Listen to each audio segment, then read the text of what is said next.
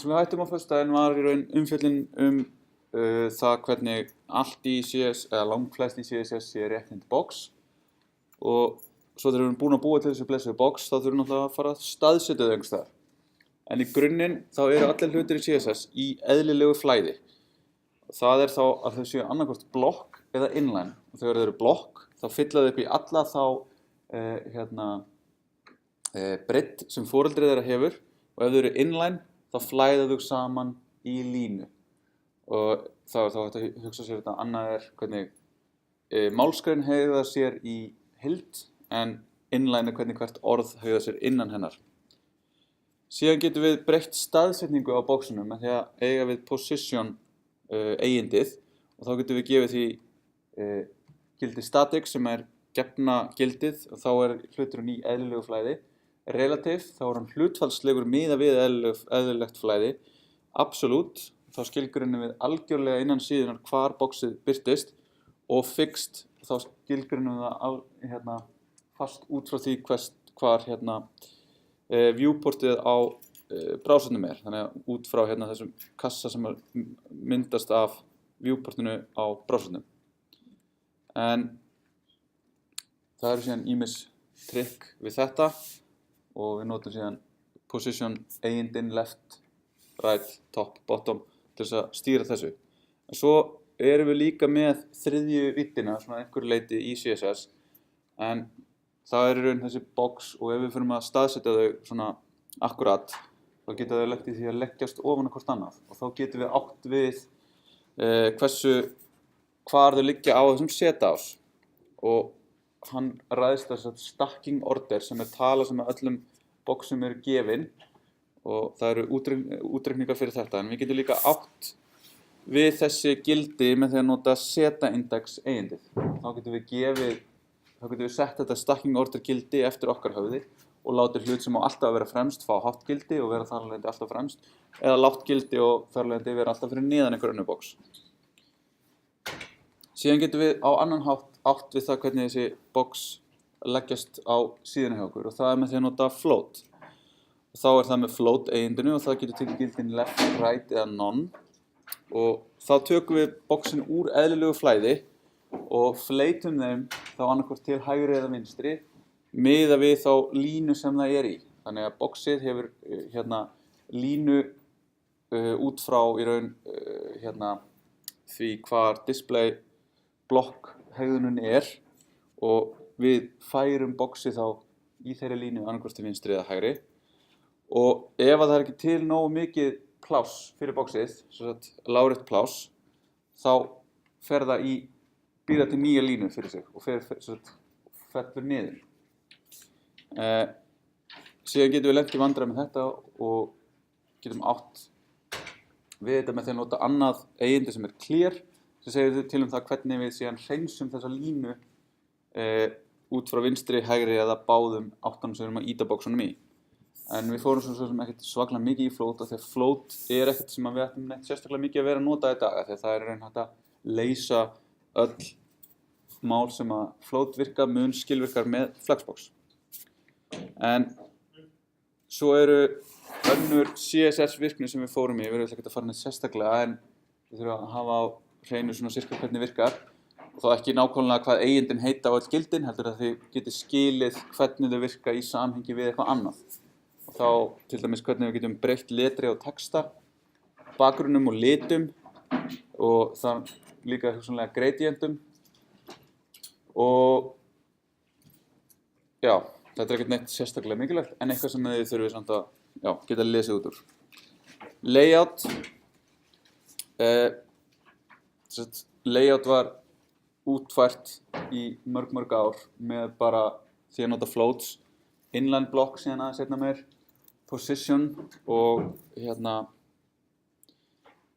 það var reynt að gera alls konar tiltölulega flókin layout með þessu en það kom síðan ljós að þegar að responsive kom inn að þetta var einfaldlega ekki nóg til þess að gera öll þessi útlit sem var krafa af í raun iðnaðinum og þá var byrjað og unnið í því að skilgreina nýja tegund sem Flexbox til þess að gera svona sveigjanleg útlit. En Flexbox byggja á því að breyta þess display eigindinu, hafa það ekki hérna block eða inline, heldur hafa það flex eða inline flex og það segir boxi að raða börnum sínum eftir flex leiðinni og þá hérna inline flex raðar foreldrinu inline en síðan börnunum í flex innan þess foreldris. Svo getum við breytt í raun hvernig þessi flex röðun á sér stað og þá getum við sagt hvort hún eigi að vera í röð sem er hérna gefnagildið, þannig að þá fara hlutirnir bara í röð frá vinstri til hægri eða row reverse, þar sem er frá hægri til vinstri, í dálk niður, topp niður eða öfugt, þannig að hún byrjar í raun neðst og raðar upp á við. Og sjálfgefið er hérna row. Og svo er margin á börnum innan þess element sem er skilgreint með flex er gleypt á alla kanta, sem er þá ólíkt því sem við fáum með margin almennt, þar sem við erum alltaf með margin 0 auto til þess að breyta marginu vinstra og hægra megin til þess að verði sjálfkrafa. Það er þegar við erum með flex, þá virkar það líka fyrir top og bottom. Svo höfum við just Þetta finnst að hver er nákvæmlega munurinn á margin, flex og margin ekki? Munurinn á margin þegar þú ert með flex display á einhverju foreldri og ekki er það að þegar þú ert ekki með flex þá gerir margin auto og þá er bara vinstri og hægri marginið sjálfkrafa reiknað út fyrir þig. Þannig að þá er foreldrið er 100 pixlar, þú ert með 50 pixla box inn í því og þú segir margin 0 auto, þá farið 25 og 25 margin vinstra megin og hægra megin sjálfkrafa og það er reiknað út fyrir þig. En þetta virkar sér líka fyrir top og bottom ef þú ert með margin auto í display flex sem gerir verkum að við getum búið til svona bullseye útlit þar sem að eitthvað box er staðsett nákvæmlega á miðjunni á síðunni. Síðan höfum við leiðir til þess að breyta því hvernig hlutirnir raða sér inn í foreldri sem er með flex og þá höfum við justify content og þá getum við gefið þessi flex start, flex end, center, space between og space around til þess að breyta því í raun hvernig þetta er reiknað út og þá er svona stóra parturinn við Flexbox er þetta að við þurfum ekki að vera að halda utan um það hvað er mikið pláss á milli bóksana. Við gefum bara til kynna hvernig við viljum að þau séu raðist og svo gerir vafrinn sitt besta til þess að raða þau þannig fyrir okkur. Þannig að með því losnum við mikinn hausverk í því að láta hlutina virka vel þegar við erum að hugsa allt fyrir að vera í einhverju ristur desktop browser niður í bara einhvern mobile browser. Svo erum við með align content sem segir þá hvernig í raun einhver svona blokk af efni haga sér, af elementi vinni. Þá sjáum við að þá getum við látið stretcha og með því að nota þetta stretch hér þá getum við náð fram útliti sem var bara eiginlega ómögulegt að gera í gamla daga, sem er að láta í raun 2 dálkar hlið við hlið vera akkurat jafn háa, af því að það var bara án þess að nota JavaScript var það ekki hægt og fullt af svona CSS hökkum til að gera það. Og svo höfum við align items sem eru þá hvernig við breytum þeim á þessum Ufslun ás, flexi með þessi 2 ása eða main axis og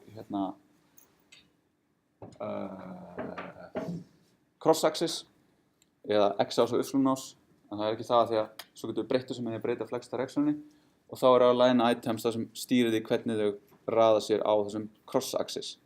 Og hér sjáum við eins og með float þá er þetta að nota þessa baseline sem verður til þess að raða hlutunum rétt eftir henni.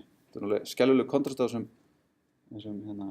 skjávarpa, en þá er þetta að láta svona box sem eru mishá vera með textan í sömu línu. Ok, þá stökkum við hans yfir í responsive og þá er náttúrulega bara þessi að brjóta þetta hugafar að við séum að vinna í einhverju svona föstum vef. Þó að við séum að developa á einhverju tölvu sem er með kannski rosalega mikilvæg og harri upplausn, þá er það ekki raunveruleikinn þegar við erum að fara að birta vefun okkar. Þá erum við að fara að tala einhver svona gommu af alls konar tækjum sem við vitum ekkert endilega hvernig er og þá er langt best bara að sleppa takinu og vera ekkert að reyna að vita hvað að gerast, heldur bara búa til vef sem flæðir á milli þess að tækja. Þegar svo förum við í framtíðina þar sem að alls konar önnur og ný tæki koma til sögunar og við vitum ekkert hvernig þau verða. Þannig að við viljum í raun geta skrifað í dag verkefni sem við vitum að muni virka í framtíðinni. Og það til þess notum við skalanlega vefhönnun eða responsive web design. Og hún byggir á í þessari mikilvægisröð að vera með sveigjanlegt umbrot og byggja það á einhverjar grind. Þannig að við gefum okkur einhverjar grind sem að síðan breytist eftir því sem að við minnkum eða stækkum vafran okkar og svo erum við með myndir og miðla, media, inn í því sem haga sér eins. Við erum ekki með mynd sem alltaf akkurat 100x100 pixlar, heldur breytist hún og stækkar jafnvel eða minnkar eftir því sem við förum upp og niður í því hvað erum við mikið pláss. Og svo lokum notum við CSS Media Queries til þess að breyta hegðuninni í CSS-un okkar á einhverjum ákveðnum punktum í hönnuninni. Þannig að við vitum það að ef við höfum bara svona mikið pláss, þá erum við yfirleitt alltaf að tala lárétt pláss. Við höfum bara 400 pixla breiða viewport, eða vafra. Þá vitum við það að við getum ekki verið að birta svona stórt box. Við þurfum að minnka boxið og þá gerum við það fyrir það á þeim punkti. Og þessi punktar eru síðan eitthvað sem við finnum bara með því að prófa hönnunum okkar áfram og þá getum við notað alls konar tól. Til dæmis developer tools í Chrome, það sem er mjög auðvelt að minnka og stækka viewportið og prófa sig áfram. Og með þessu þá er svona almenna reglan svo að við birtum sama efnið með sama HTML á sömu slóð en aðlögum okkur að tækinu. Og vefirnir okkar munu vera notaðir í alls konar tækjum og við bregðumst bara við því. Og inn í þetta koma síðan svona önnur svona soft hugtök og þá er graceful degradation sem er það að við myndum byrja á því að búa til vef og við gerum ráð fyrir því að allir munu vera með nýjustu tækni vísindi og við setjum það upp þannig og svo komumst við bara að því hvar hlutirnir brotna og við reynum að láta á brotna svona tignarlega. Við reynum að þeir brotna en við reynum ekkert svakalega mikið að láta hlutina virka og það verður svona síðri upplifun í eldri tækni. Þannig að við byrjum í flóknasta og svo lögum við okkur niður á við, lögum okkur að raunveruleikunum niður á við. Og svo er svona að byrja á hinum endanum, þá höfum við progressive enhancement, þar sem við byrjum á því að finna það efni sem við erum með og það sem við viljum birta, verkefni sem við ætlum að leysa og hvað er það minnsta sem við þurfum til þess að láta það ganga upp. Og svo þegar við erum búin að komast að því, þá bætum við virkni eins og stuðningur er til staðar. Þannig að við byrjum einfalt á kjarnanum af því sem við viljum vinna af og vinnum okkur síðan upp, bætum við eins og við getum. Þannig að þá er svona einfaldasta dæmið progressive enhancement er bara að vera með eitthvað frábært efni eða eitthvað sem við erum að fara að birta í HTML og það er hægt að skoða það þó við séum ekki með neitt CSS en neitt svoleiðis. Síðan bætum við ofan á það CSS og síðan getum við hugsanlega bætt við einhverjum CSS 3 módulum. Við erum með tekið nýja letugerð, við getum verið með gradienta en við höfum samt alltaf í huga að við erum með einhver fallback eða einhverja leiðir til þess að passa upp á það að efnið okkar verður ekkert síðra þó við bætum við einhverju nýju. Og svo getum við bætt við virkni með JavaScript og unnið okkur svona áfram. Þannig að í myndaformi væri þetta svona að reyna að láta þetta fitta alveg niður versus það að láta þetta byrja því að hugsa um þetta hér og fara með þetta síðan upp á við. Síðan erum við með, þegar við erum að vinna í responsive, þá er svona einn útreikningur sem að maður er sífellt að gera. En það er það að vita hvað við viljum fá, hvað er targetið okkar út frá einhverju konteksti sem er þá hugsanlega eitthvað box sem að liggur inn í einhverju parenti sem er með þá einhverju stærð. Þá fáum við út einhverja hlutfallslega tölu sem segir til hvað við að setja inn. Þannig að þá getum við breytt úr því að vera með nákvæm gildi, til dæmis í pixlum, yfir það að vera með hlutfallslega gildi eins og í EM eða í prósentum. Og þá fyrir flestar þær stærðir sem við setjum inn. Þó svo við leyfum okkur, alveg eins og við leyfum okkur með þegar við erum að spá í semantics í merkingafræði, þá þetta svona eitthvað, okkur langar til þess að gera þetta allt voðalega fullkomið og hreint og svona fínt. En við látum það samt ekki stoppa okkur í það að vinna verkefnin. Þannig að við leyfum okkur alveg að skilgreina letur í pixlum eða padding í pixlum. En við reynum að halda okkur eins mikið og við getum frá því að gera það fyrir breiddir á boxum. Að þeim leið að við segjum eitthvað boxi að vera nákvæmlega eitthvað stórt, þá það ekkert að fara að stækka eða minnka eftir því hvað við erum mikið pláss í boði. Og notum því prósentur fyrir það sem við getum, eða hlutfallsleg gildi. Og þá líka EM. Þannig að við setjum þetta allt saman, öll þessi hugtök og allt þetta, þá erum við með einhverja síður sem bregst við umhverju sínu, einföld hugmynd, við erum bara að búa til einhver svona hluti sem að við púslum saman, en eftir því sem við erum að púsla saman fleiri hlutum, þá verður heildarmyndin flóknari og svo út frá því hvaða tæki við ætlum að styðja, þá geta prófunir orðið töluvert flóknari. Þegar við ætlum að styðja N tæki, við ætlum að styðja frá X pixla breiðum viewporti upp í Y, þannig að við verum með taka stikkprufur á bilinu X til Y fyrir N tæki, sem náttúrulega bara mjög flott að stekka. Úpsi, þannig einhver smá vilja hjá mér. Svo erum við með leiðir til þess, sem við stökkum núna, snöggt úr responsive, við verðum í svona CSS3 módula líka, aðra. Þá erum við með transform sem leyfa okkur breytingar á rúmi í tvívít og þrívít með translate, rotate og scale. Þannig að það þá einhver leið til að taka og keyra bara eitthvað svona línulega algebru full svona dót og töff og taka þessi box og varpa þeim einhvern veginn til og frá í rúminu. Og flest tæki vafrar nota þá GPU-ið í staðinn fyrir CPU-ið við að reikna þetta út, sem gerir það verkum að þetta miklu hraðara en til dæmis að hreyfa hluti með því að vera að breyta position og að breyta left úr 1 pixla í 2 pixla í 3 pixla, þá þarf alltaf að vera að teikna allan vefinn aftur og aftur og aftur þegar við erum að gera þetta. Svo erum við með transitionir, þannig að við sjáum hvernig þetta birtist. Þá það eitthvað svona, við erum með einhver 2 gildi og við viljum transitiona á milli þeirra. Þannig að við erum með einhvern lit, við erum með hvítan, við erum að fara yfir svartan og þá erum við ekkert að segja nákvæmlega, já, fyrst átti að vera svona hvítur, svo átti að vera aðeins meira grár, þá getur það svart, þá getur liturinn orðinn alveg svartur. Heldur segir bara vafranum, hei, þetta byrjunargildið mitt, þetta endagildið mitt og farðu á milli þessara 2 punkta á svona mörgum millisekundum með þessu hröðunarfalli. Þannig að við getum verið með línulega hröðun á 500 millisekundum úr hvítum yfir í svartan eða við getum gert það á 10 sekundum með í einhverju svona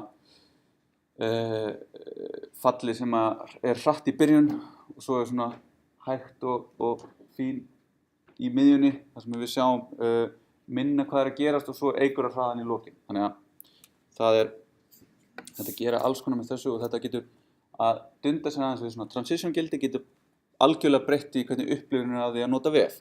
Það er allt annað að fá svona hraða breytingu úr því að fá einn bakgrunn yfir í annan bakgrunn þegar við förum með músina yfir einhver takka versus það að fá það svona þar sem það verður svona smooth á milli. Svo erum við með animations, þar sem við getum tekið þessa transition pælingu og breytt henni þannig að við skilgreinum með meiri nákvæmni á hvaða tímapunktum eitthvað á að vera að breytast. Þannig að þá getum við gert svona eins og við erum að gera ég hef ekki gert það, en það sem er gert í svona motion design og í teiknimyndum og eitthvað svona, að búa til svona keyframa, þar sem þú ætti að segja svona, þetta er einn rammi sem þú ætti að vera í og þetta er annar rammi og svo skilgreinum við transitionur á milli þessar ramma. Þannig að við getum í staðinn fyrir að vera bara með byrjunar og endastate, við erum með svona staði á milli sem við erum að fara á milli. Og svo getum við sagt hversu oft þetta á að gerast, hversu lengi og svo framvegis. Og í flestum tilfellum þá bestar vafurinn í raun flæðið á milli þessara ramma. Svo erum við með CSS preprocessora, og svo sagði ég reyndar að vera eitthvað smá rugl á röðunum og glærunum mínu þegar ég var að taka þetta saman, en fyrir við þetta hérna, þá það þessi pæling að CSS ekki með breytur, föll og aðgerð og slíkt sem maður kannski býst við að sé hægt að komast í. En svo skoðum maður söguna og þá segir maður að þessu var viljandi haldið frá CSS af því að hugsunin var svo að CSS myndi bara vera unnið af einhverjum hönnuðum, forritarar myndi aldrei fara að snerta á þessu en seinni tíð kom ljós svo ekki. Og þá reyndar verið að bæta við módulum fyrir CSS til þess að fá CSS variables, sem mjög áhugavert og mun betra en í raun allt svona aukadóð sem við búið til ofan á. En við getum samt sem áður nota svona preprocessora til þess að hjálpa okkur til þess smíða CSS. Og þá algjörn virkni að vera með breytur, í staðinn fyrir að þurfa að skilgreina það aftur og aftur sama litin, þá gerum við það bara einu stað, getum breytti á einu stað, þá breytist það alls staðar. Mixins, þar sem við getum verið að endurnýta reglublokkir með því að setja, ég er með nákvæmlega eins bordera hér, hér og hér, þá þarf ég bara að gera það einu sinni og svo bæti ég bara við eins og falli. Nesting, við getum verið að skrifa reglur inn í öðrum blokkum til þess að minnka bara svona cognitive overloadið við þetta. Og já, þetta var CSS. Skyndilega var þið lokið.